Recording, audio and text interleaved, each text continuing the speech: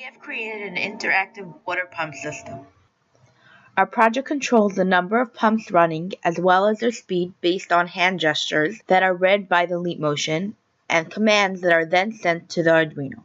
We have used the leap motion to gather information about the hand, connected to a computer, and communicated to a WebSocket server. Our program then took that information and sent the commands to the Arduino. To the Arduino, we connected 3 L298N DC motor drive controllers. These allowed us to connect several motors to a single power source. We also then had a second Arduino connected to a NeoPixel strip programmed to our computer to our data from the leap motion as well. We programmed the leap motion using the Java API to collect the information from each frame that we needed for the rest of our project. We then used the leap motion JavaScript API to connect the leap motion to our program through a WebSocket server. We also used the leap motion JavaScript API to gather information from the frame being sent over to the WebSocket server. This was how we collected how many hands and fingers were present. We used the Johnny-5 API to send commands to the Arduino, which then started and stopped the motors for a specific amount of time. We used Node.js to link all the files together. To program the leap motion, I created a listener to see each time a action is done above the leap motion.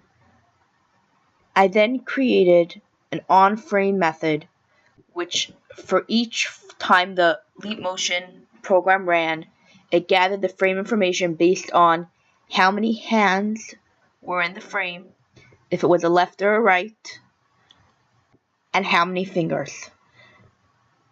I then created a leap controller class to activate the listener each time the system was called. So here we are in the leap motion class. We begin with the check data method. If this is the method that is constantly getting the frames from the leap motion, parsing through it, looking at all of the information in the frame, asking if there's a hand. It detects if there's a right hand or a left hand. If there's a right hand, it looks for any gestures that might be happening. If there's swipes, it either slows it down or speeds it up. If there's a left hand, it counts the number of fingers, and it starts the number of pumps based on the number of fingers extended. We have the method getHandType. That's just looking at whether the hand is a left hand or a right hand. We have getGestures. getGestures is a method that is looking at any swipes that might be occurring. If there's a right hand, it figures out if it's a horizontal or vertical swipe. If it's a horizontal swipe and the swipe is to the right, then the speed is decreased. Otherwise, it's a swipe to the left and it increases the speed.